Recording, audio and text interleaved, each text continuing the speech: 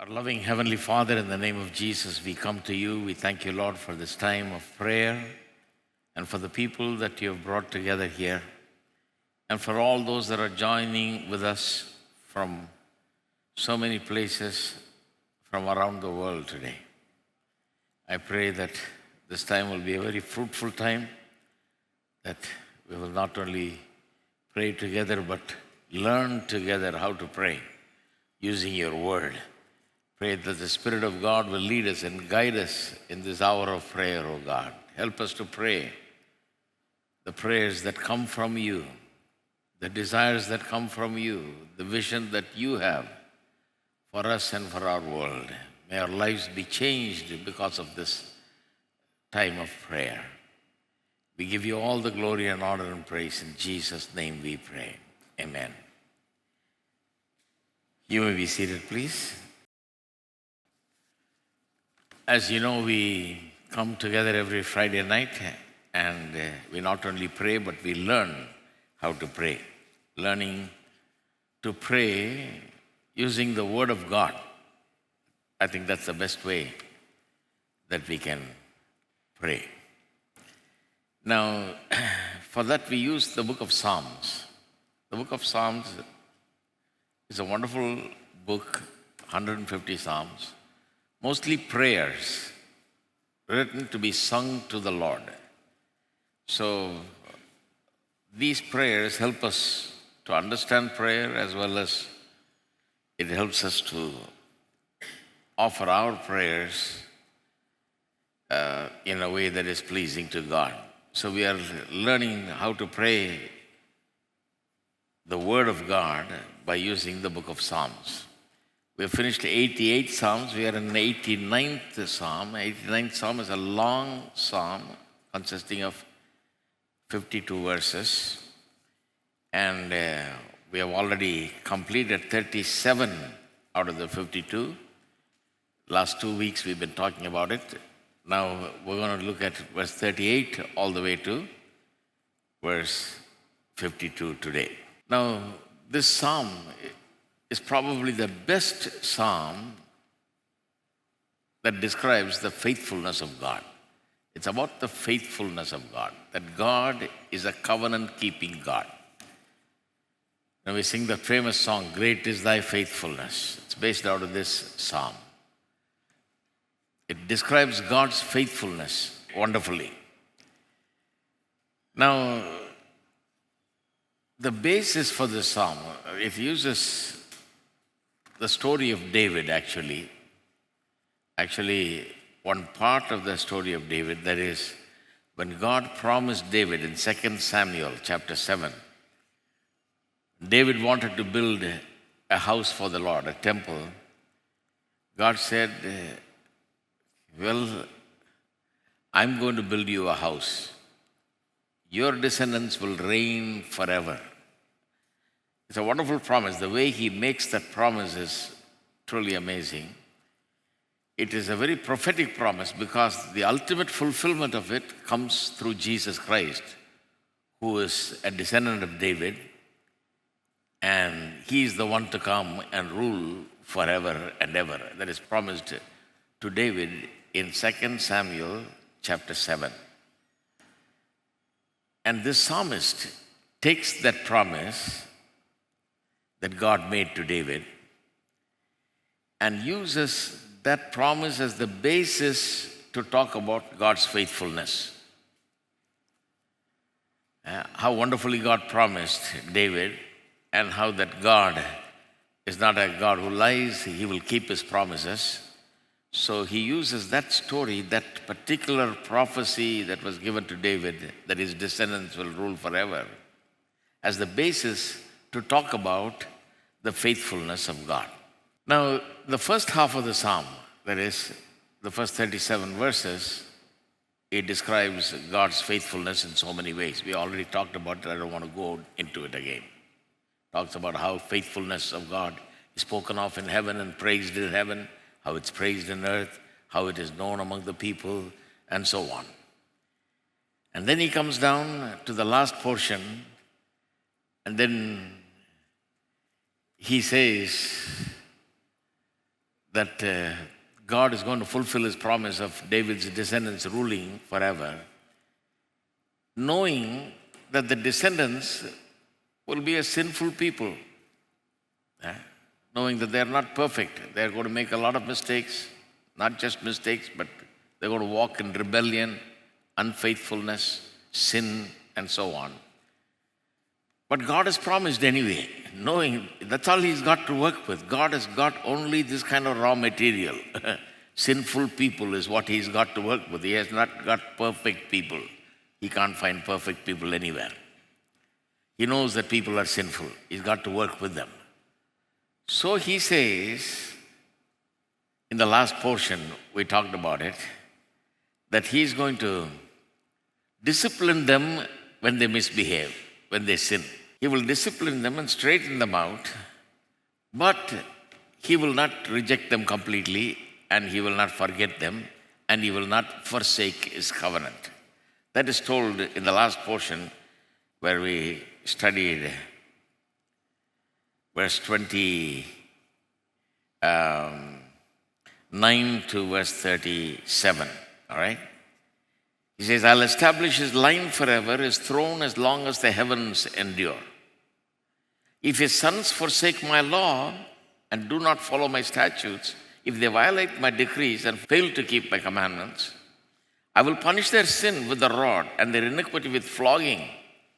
But I will not take my love from him. I will not stop loving him, he says. Nor will I ever betray my faithfulness. I will not violate my covenant or alter what my lips have uttered. Once for all, I've sworn by my holiness, and I will not lie to David. I have declared it once and for all, that his seed will reign forever. I'm not going to change it, no matter what happens. They may be imperfect, they may be useless, sinful, unfaithful, ungrateful people. I'll deal with them. I'll punish them. I'll straighten them out. I'll flog them, he says. I'll deal with them with a rod and flogging.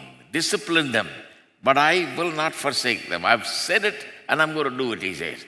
That his line will continue forever. That's the promise he makes, that he will not change, he says. And his throne endure before me like the sun. It will be established forever like the moon, the faithful witness in the sky. That's where we ended, right? So finally God is saying, look, I know they're sinful. I know they're not going to be perfect. I know they're going to do a lot of things wrong, but I will not forsake them. I'll discipline them, straighten them out. But I'm going to fulfill what I said about David. And then in verse 38, this is where we are at right now. Then in verse 38, let's read from verse 38 all the way to 52. But you have rejected, you have spurned, you have been very angry with your anointed one. You promised like that, but you have rejected, the psalmist says. You are very angry with your anointed one. You have renounced the covenant with your servant and have defiled his crown in the dust. You have broken through all his walls and reduced his strongholds to ruins. All who pass by have plundered him. He has become scorn of his neighbors. You have exalted the right hand of his foes. You have made all his enemies rejoice. Indeed, you have turned back the edge of his sword and have not supported him in battle.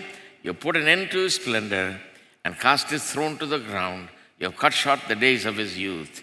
You have covered him with a mantle of shame. Now let's stop right there. We'll continue to read later on the rest of the portion. Now, the psalmist is saying, look, you said you're faithful. You're going to faithfully follow your promise and fulfill your promise. But where is your faithfulness?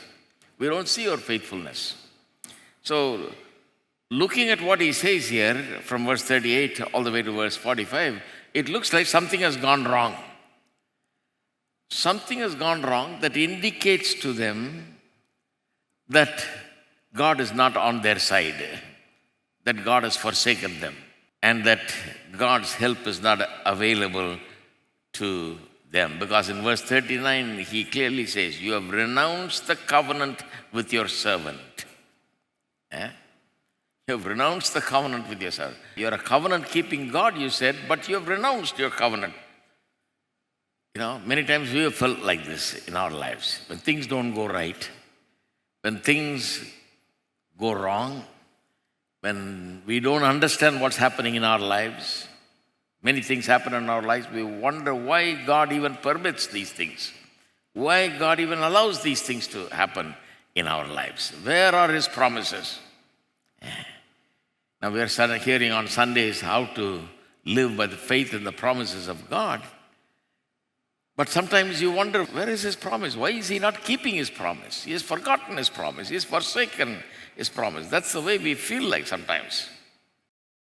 Now there was something happening here, it looks like, because of which the psalmist is now beginning to feel that God has renounced the covenant with His servant David, that He has rejected and has spurned, and that God is angry with His anointed one. So, something has happened, it looks like. What might have happened? What might have been the situation? One, they say, it might have been the breakup of the kingdom. See, the kingdom was one kingdom during David's time. Then during Solomon's time also, it was one kingdom, the kingdom of Israel. Then after Solomon, his son ruled, Rehoboam ruled. During his days, the kingdom split into two. The northern kingdom having its headquarters in Samaria, and the southern kingdom called the Judean kingdom, Judah, having its headquarters in Jerusalem. Now, the breakup was heartbreaking for them. Someone got in there and caused a revolt against that king and broke the country into two. So there's northern kingdom and southern kingdom now, two kingdoms. And they've kind of become like enemies now. And so that might have been the situation in which he is writing now. The psalmist might have been writing, they say. During the time of the breakup, his heart is broken. He says, look, you said you're going to honor your covenant with your servant and make him great, and his seed is going to rule forever. Look at this. The kingdom is broken in two. That is one possibility, they say. There are others who say, no, the psalm was written maybe later, just at the time when Babylonians were rising as power and trying to take over Judea. And at one point, they came and took Jeconiah, the last but one king in Jerusalem, as a captive even. The next guy, Zedekiah, that was very bad. They took him later on as a captive, and his men, his family, everybody. They killed his family. His two sons were killed right in front of his eyes. Then his eyes were plucked out, thrown in prison, and he died there in prison. So it was a very difficult time. They say maybe at the time of Jeconiah, the king before him, he was also taken as captive. After taking him as captive, the king of Babylonia appointed an Israeli, Jewish king, king of Judah. The king of Judah was nothing but his servant. He appointed him and placed him there, kept him under his control. That was Zedekiah. So they said either during Jeconiah's period or the very last king, Zedekiah, his period, that happened because now people are being taken captive and the walls are ruined. Things have happened in such a way that it doesn't seem like they are winning. It seems like they are losing. Look at the words there. In verse 39 he says, have defiled his crown in the dust, he says, verse 39. Verse 40 says, the walls have been broken through. Verse 41 says, the city is plundered. Verse 42 says, the enemies of the king are now exalted. Verse 43 says, the edge of the king's sword turned back in battle. That is, these people cannot win the battle. They cannot stand in the battle. And verse 44 says, the royal splendor, his royal splendor terminated. It even says, You have cut short the days of his youth, in verse 45. That doesn't mean that they killed him immediately. They said Jeconiah ruled only for 3 months. As an 18-year-old boy, he started to reigned only for 3 months, and he was taken captive. And it is a reference to that you have cut short the days of his youth. It did not allow him to reign. Okay. So it may be sometime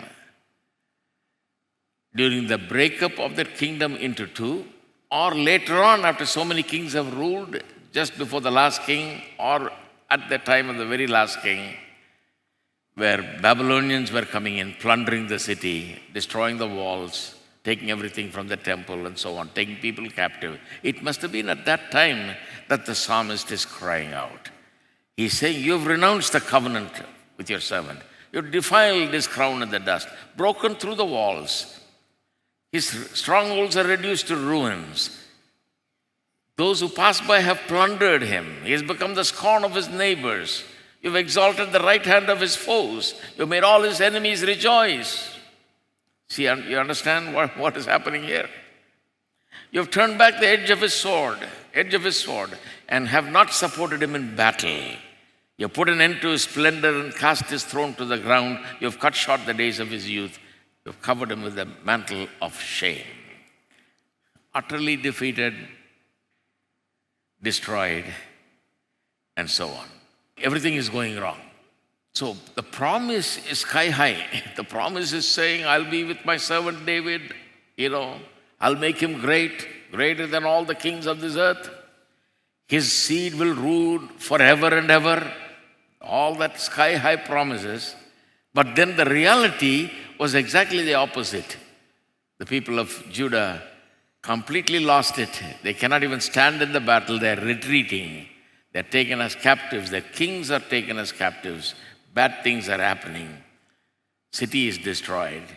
Temple is destroyed. So there, in that situation, probably, he is crying out. The next thing you need to notice is, the psalmist says, you have done it. He tells God, God, you did it. Look at how many times the word you comes, especially I'm reading from the New International Version in English. The word you comes 11 times in the New International Version. 11 times. Only in verse 41, that you doesn't come. Everywhere else it comes. Let me read it to you again. But you have rejected, you have spurned, you have been very angry with your anointed one. You have renounced the covenant with your servant and have defiled his crown in the dust. You have broken through his walls. Verse 41 doesn't have it. Only one verse doesn't have the word you. You have exalted the right hand of his foes. You have made all his enemies rejoice. You have turned back the edge of his sword. You have put an end to his splendor. You have cut short the days of his youth. 11 times. From verse 35 to 45. 11 times. He says, you, Lord, you did it. You did it. And then he puts in the word Selah there. That means stop and think about it. That's a good place to stop and think about it.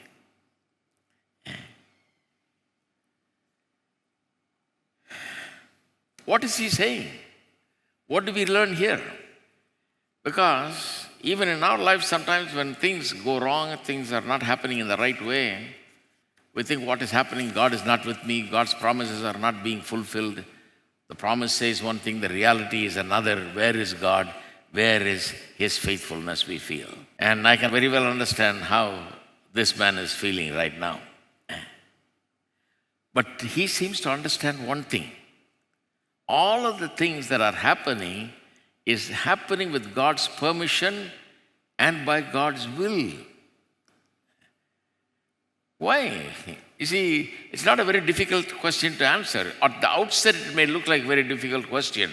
Where is your faithfulness? He's asking. So you Christians may feel, my God, look at this. You believe in God and finally God is not there. It's a difficult question to answer, they say. No, it's not difficult at all. Because we read verse 29 to 37 previously, where God says, when David's household, who rule after him, his descendants who rule after him, sin and do not walk in my ways, I will discipline them with rod and I will discipline them with flogging, but I will not forsake my love for them. I will discipline them, I will not forsake them.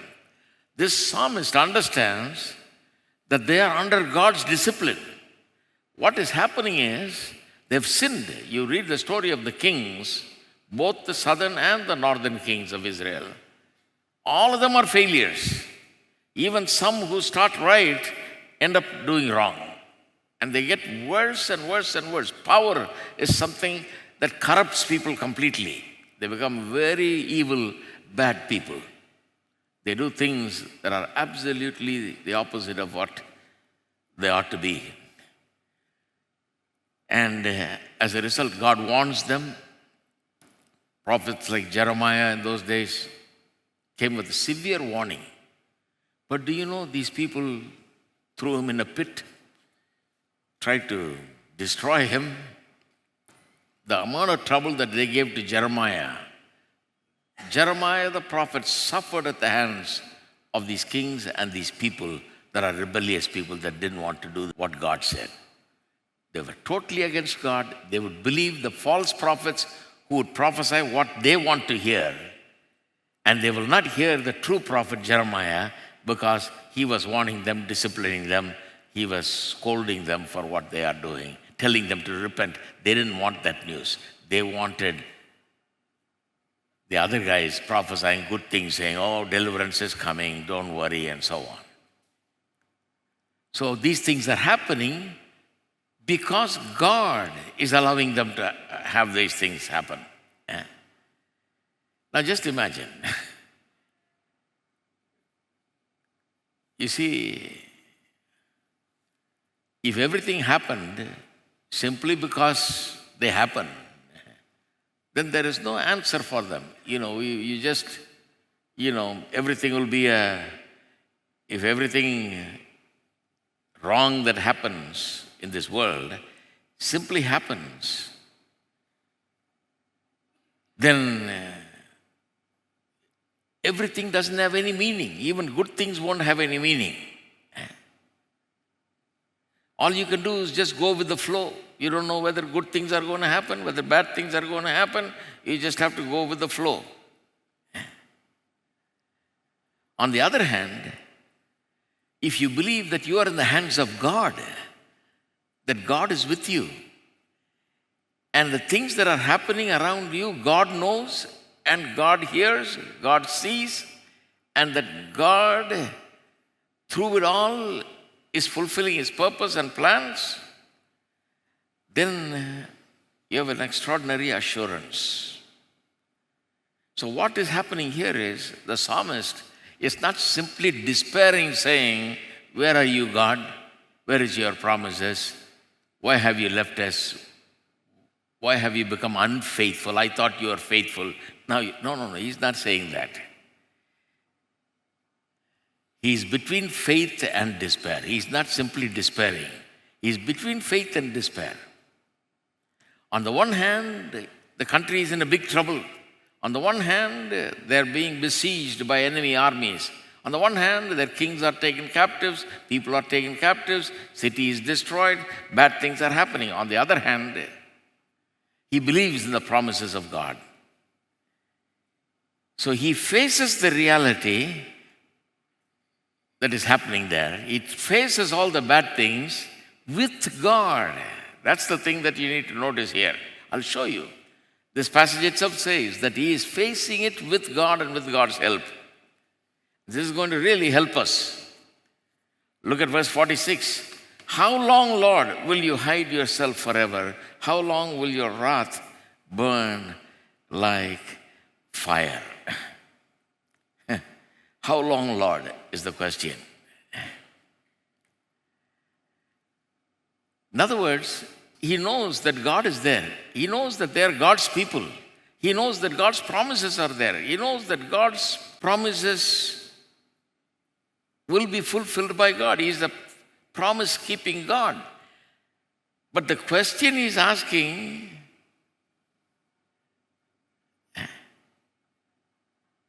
is that, Lord, I know you're faithful to your covenant. You won't break your promises. So the problem is your timing. How long? How long? I'm going through all this problem, but how long? And then he says, makes his request in two ways. When he says how long, he says it because of these two reasons. One is, let's read from verse 47. Remember how fleeting is my life? For what futility you have created all humanity. Who can live and not see death, or who can escape the power of the grave? Lord, where is your former great love, which in your faithfulness you swore to David? In other words, he's saying, Lord, you know how short life is, the shortness of human life. When are you going to fulfill the promises of David? Am I going to see it? If you delay it any further, I'm going to be a dead man. I'm going to be gone. Am I going to see it in my lifetime? Because human life is fleeting. It passes away just like that. A few years, I'm going to die, he thinks. Am I going to see the fulfillment of all that you promised to David? Now listen to me. Fulfillment of all that God promised to David is not going to come to pass in his lifetime. Because what God promised to David is Jesus Christ who will come and rule forever and ever. Right? This guy is simply a part of the program. He's going to live and one day he's going to die and be gone. That's why the Bible says people who believed in God in the Old Testament, they died in faith.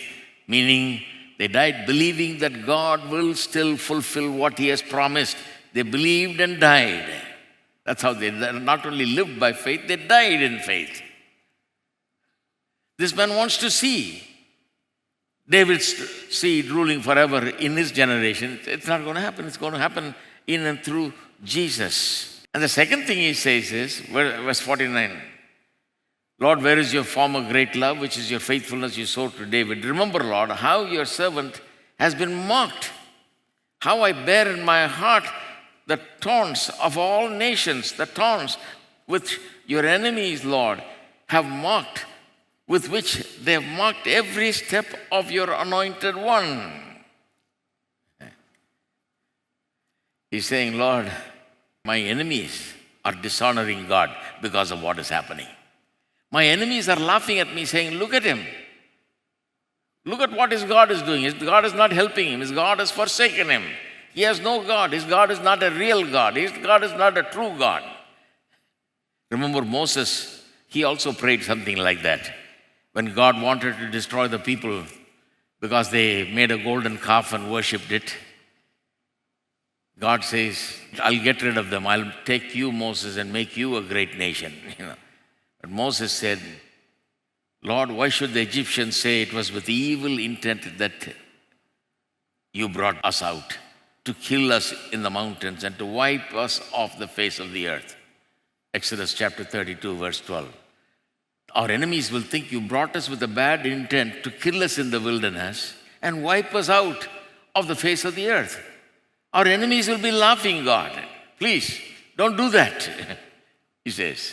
So this guy is making the appeal in two ways. He says, Lord, before I die, I must see that you are indeed faithful, that you have not forsaken us.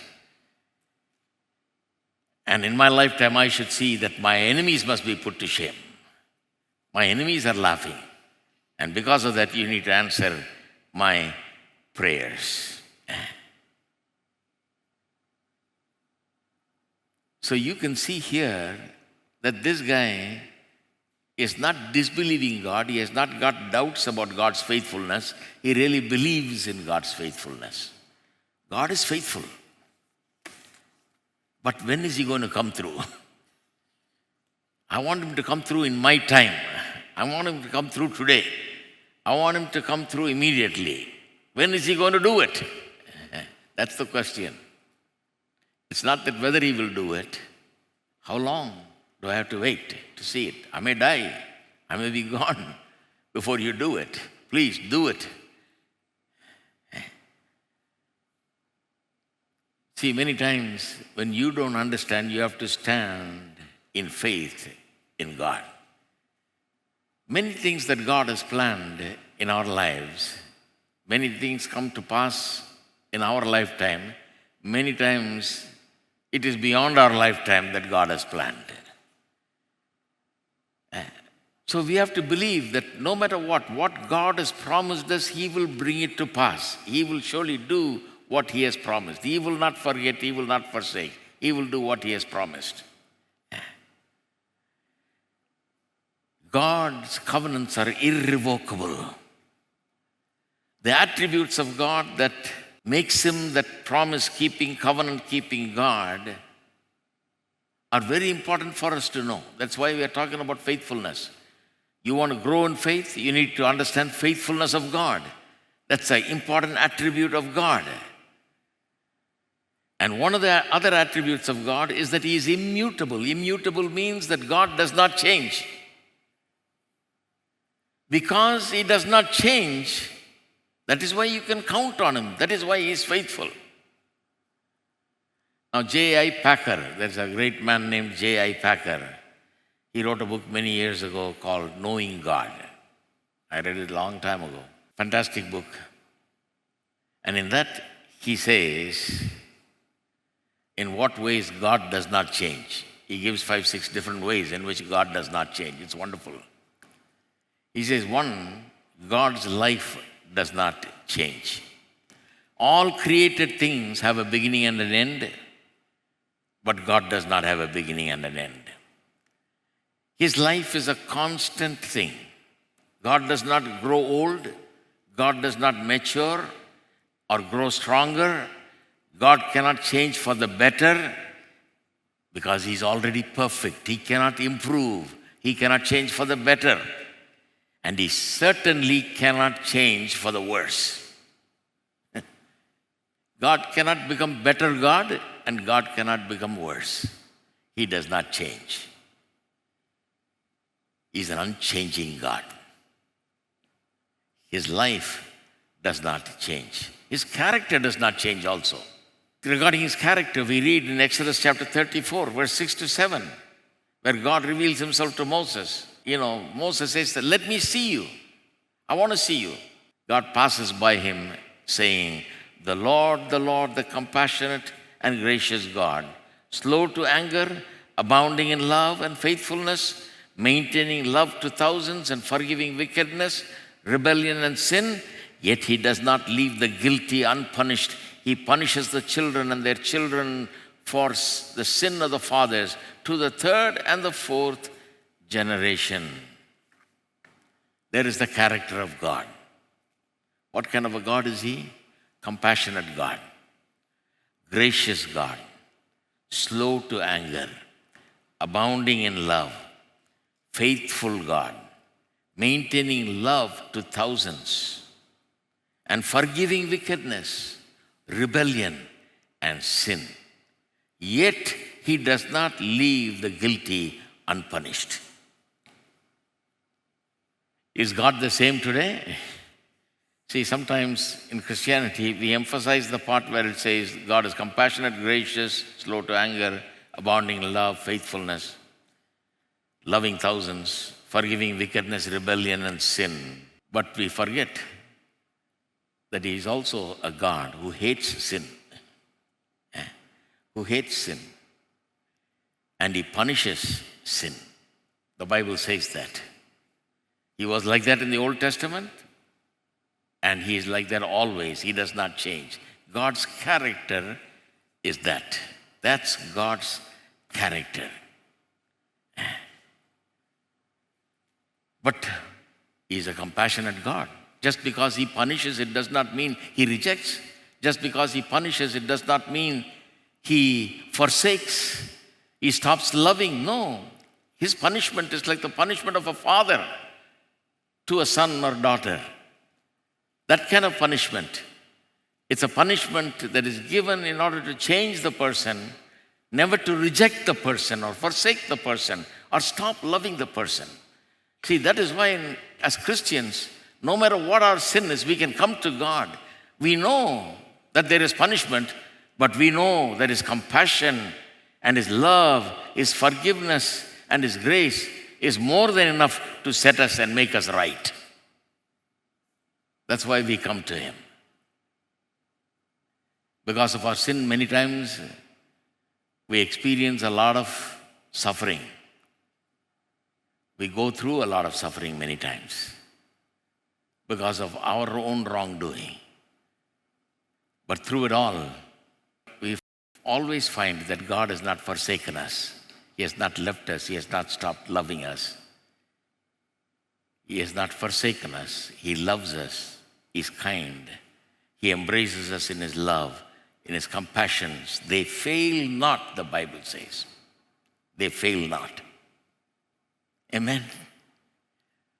Why can't we just join together and pray right now? Let's thank God for this assurance that our God is like a wonderful Father. A Father.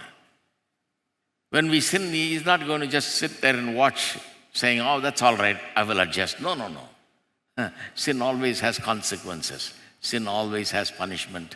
Sin always brings discipline. Sin is hated by God.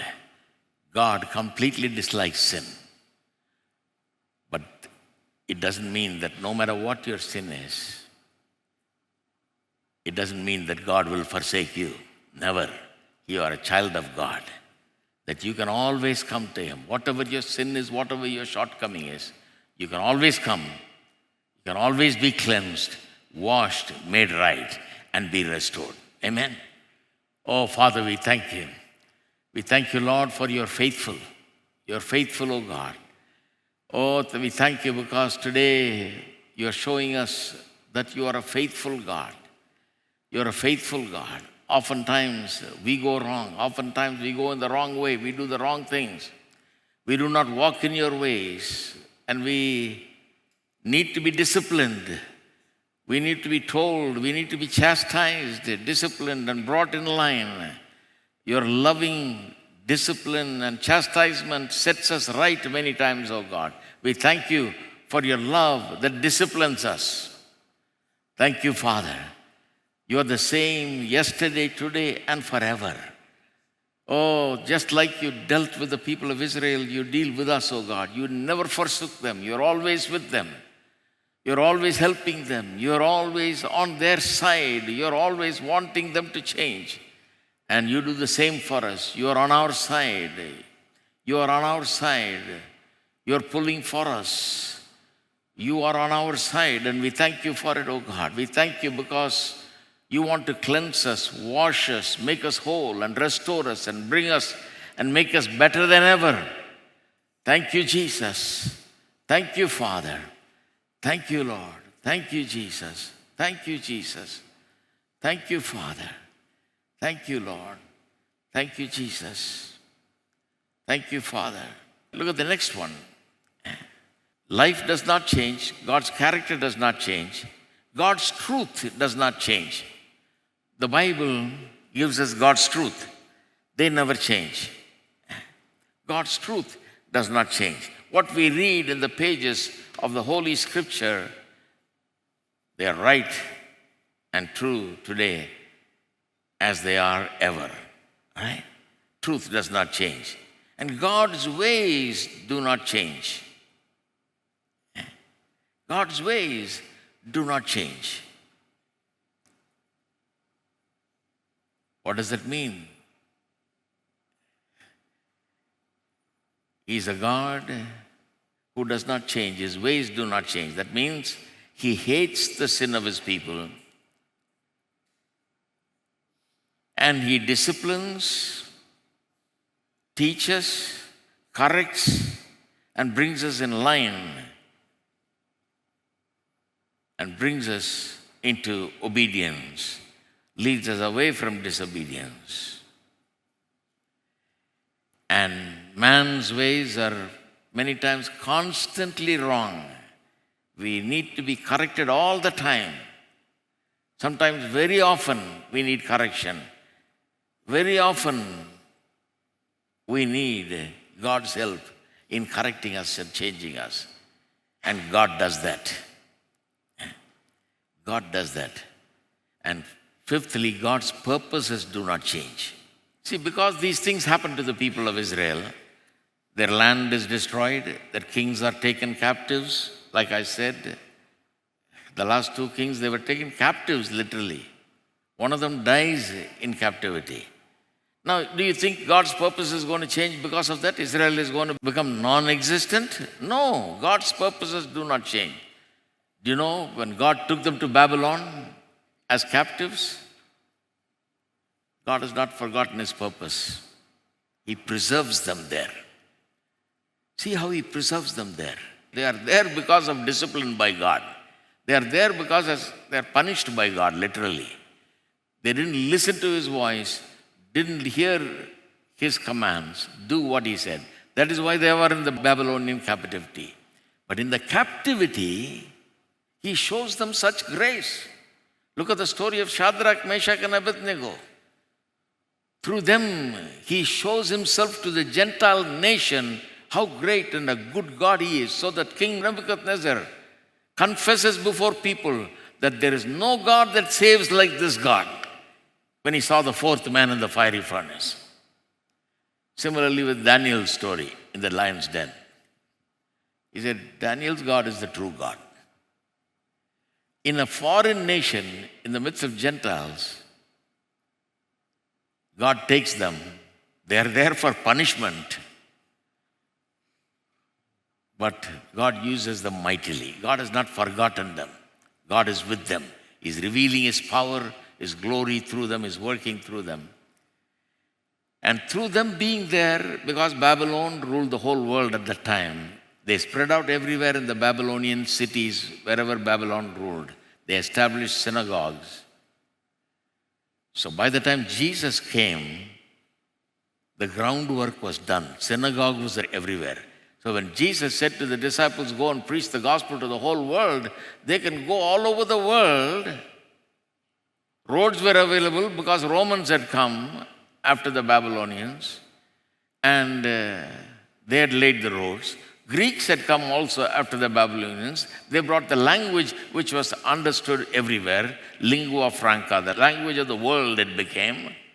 Whole world knew Greek. Any educated person can understand Greek. You can go from one town or one country to another and speak and be understood for the first time. So the gospel could go everywhere. The apostles went, wherever they went to the synagogue. There were Jews. That is where they started preaching. From there only they started the churches.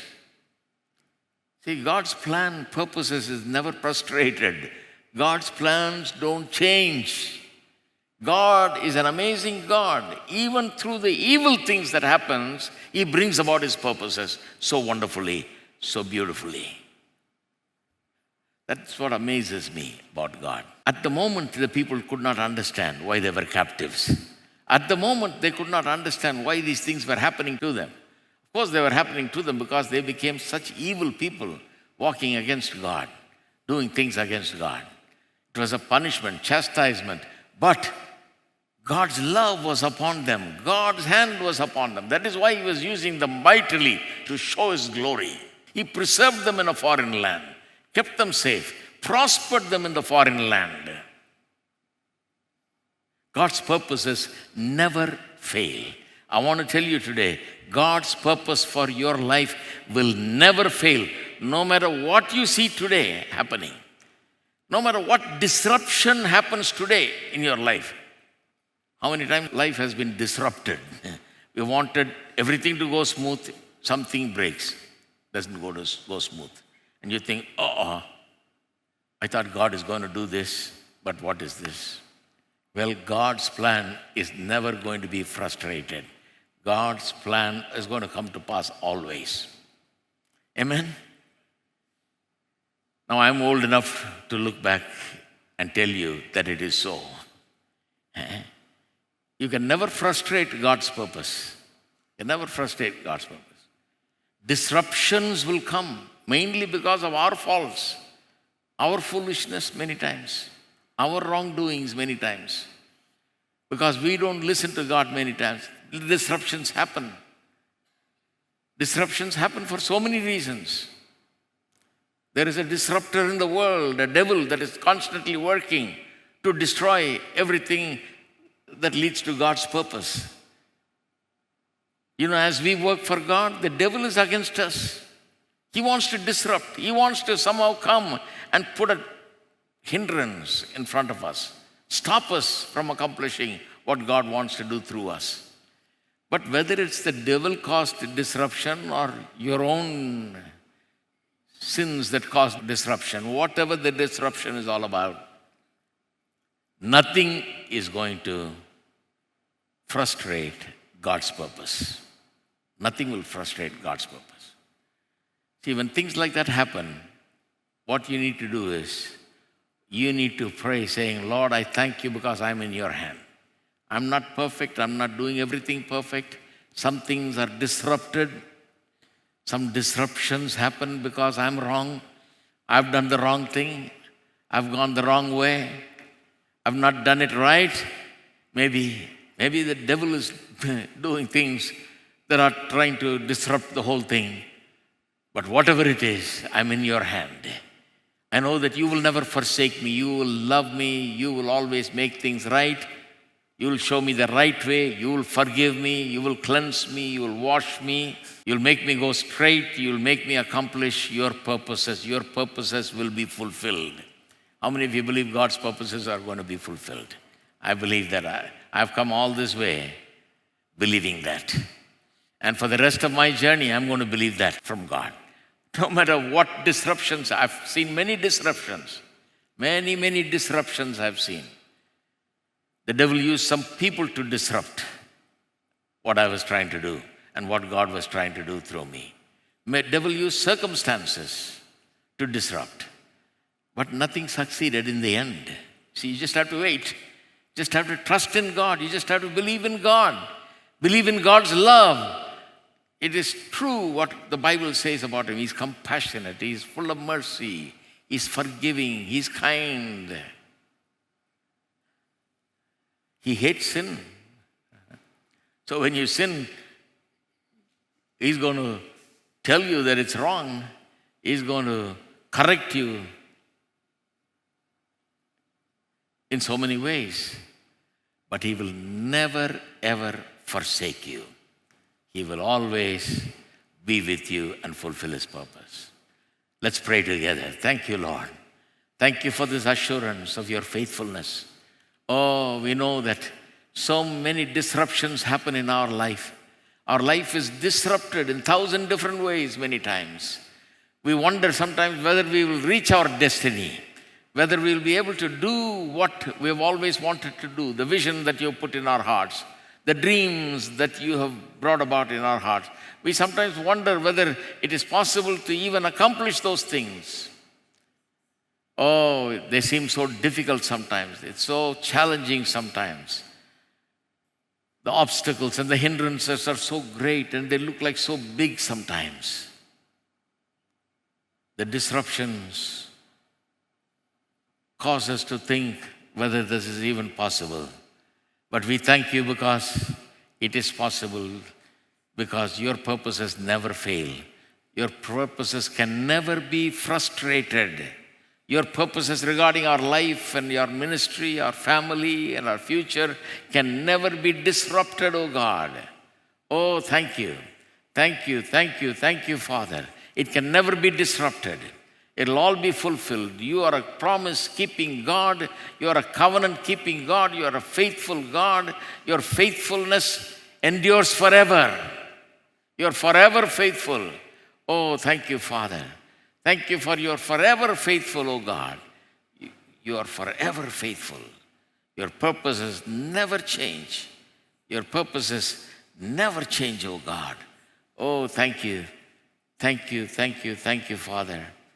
Thank you, Lord. Thank you, Jesus.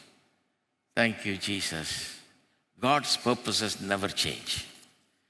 Some of these things you need to write and put somewhere so that you can read it all the time. All right? So what doesn't change about God? In what ways is God unchanging? His life does not change. Character does not change. Truth does not change. His ways do not change. His purposes do not change. His purposes do not change. How many of you believe God has a purpose? He has a purpose for you. There's a reason and a purpose for your life. There's a reason and a purpose why you're here today. There's a reason and purpose for salvation. Ephesians 2:10 says that He has created in Christ Jesus for the good works that He has planned for us even before the world began. He prepared all the good things to be done through you already, planned everything. Then only He came and saved you. He saved you to do those good works which He has planned. The map has been drawn. The pathway has been specified. The route is available. A way to do these things is available. He prepares everything for you and then comes and saves you so that you may do those things which He has prepared before the world began. Amazing. Amazing. What I am today is as a result of that. He prepared it before the world began.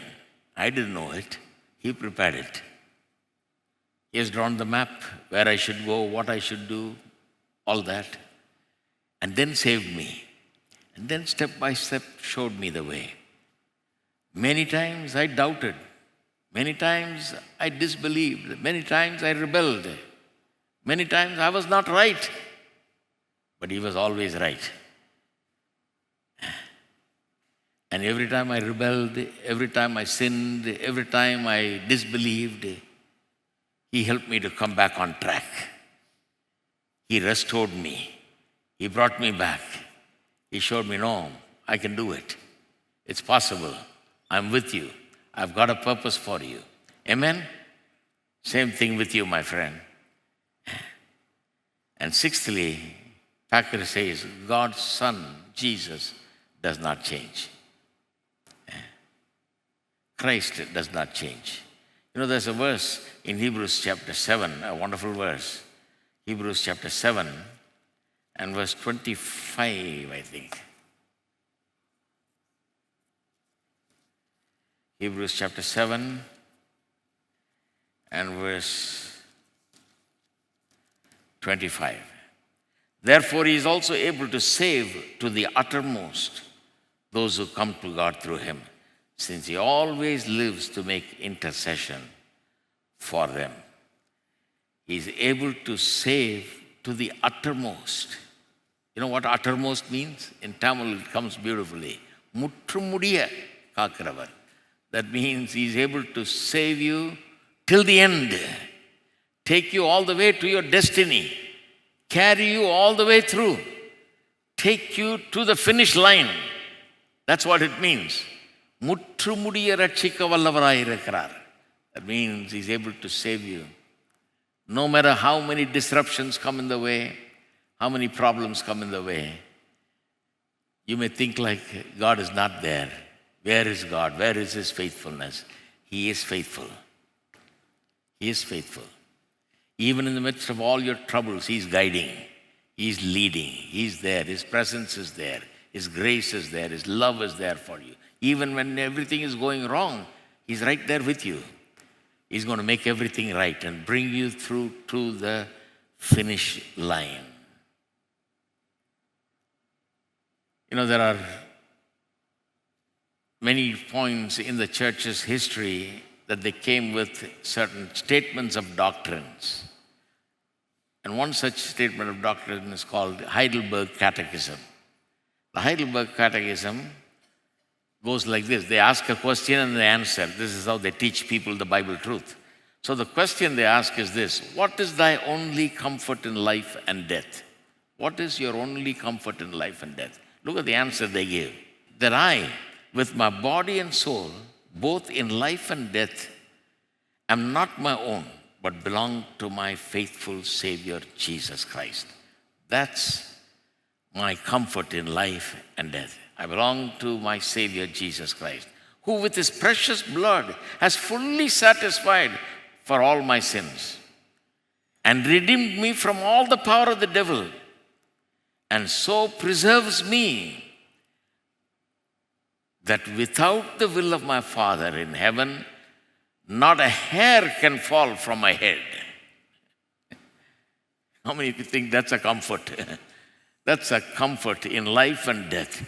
Without the will of the Father in heaven, because I belong to Him, heart and soul, to my Savior, the Lord Jesus Christ. He has paid for all my sin, redeemed me from the power of the devil, and preserves me in such a way that without the will of my Father in heaven, not a hair can fall from my head. And that everything will work together for my good. Everything will work together for my good. Wherefore, by His Holy Spirit, He also assures me of eternal life and makes me heartily willing and ready henceforth to live unto Him. What an assurance. What a comfort for life and death. Wonderful statement. This is why these people memorize these things in churches. They taught them to memorize these things. Why? Because what a comfort it is. Without the will of my Father, not even a hair from my head will drop down. I will not even lose a hair from my head without the will of my Father.